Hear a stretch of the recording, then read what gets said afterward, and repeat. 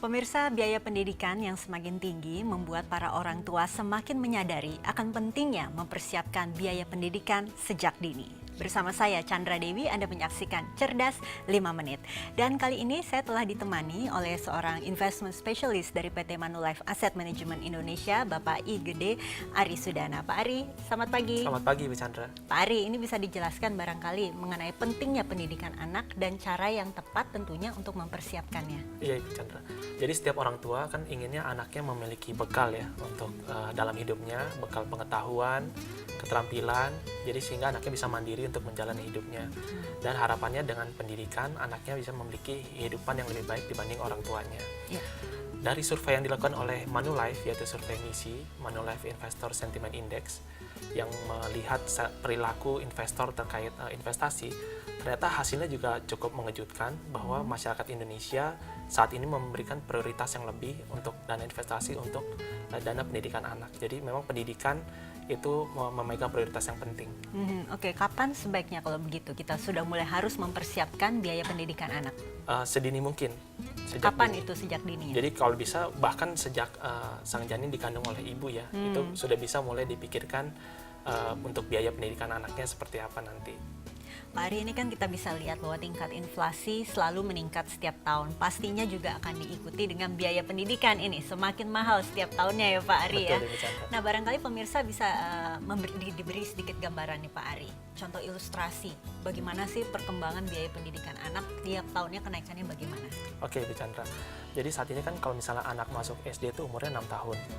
Masuk SMP umurnya 12 tahun, masuk SMA umurnya 15 tahun, dan masuk jenjang kuliah umurnya 18 tahun. Yeah. Katakanlah kita ambil harga rata-rata, kita patok ya, biaya untuk masuk SD itu 10 juta.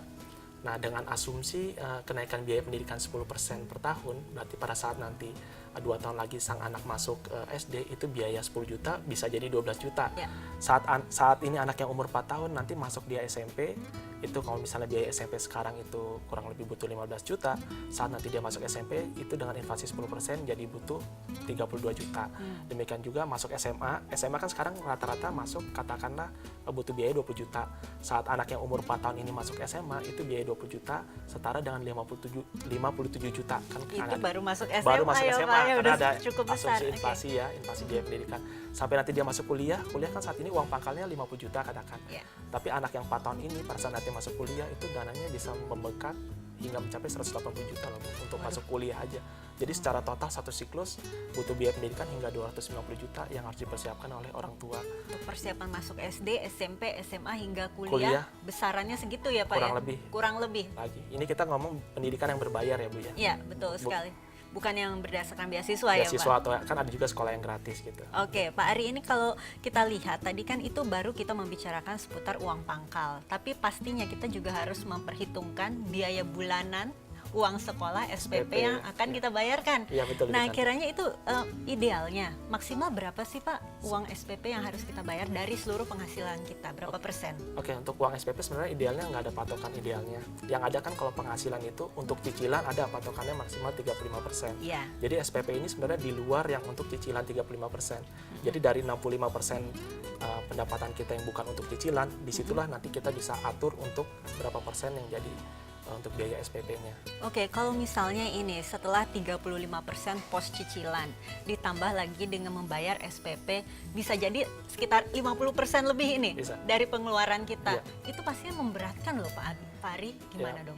Bisa terasa berat sih Bu. Jadi mungkin ada 3 cara sih yang mungkin bisa dilakukan. Yang pertama adalah kurangin besar cicilan. Jadi yang harusnya kita punya 35% cicilan, kita press saja. Kita bayar lunas lebih cepat. Jadi mungkin cicilan kita jadi 15 sampai 20. Kan berarti ada ruangan tersisa ya untuk biaya pendidikan anak.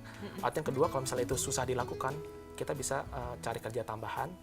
Atau yang tiga, yang relatif lebih mudah, kita melakukan investasi sejak dini.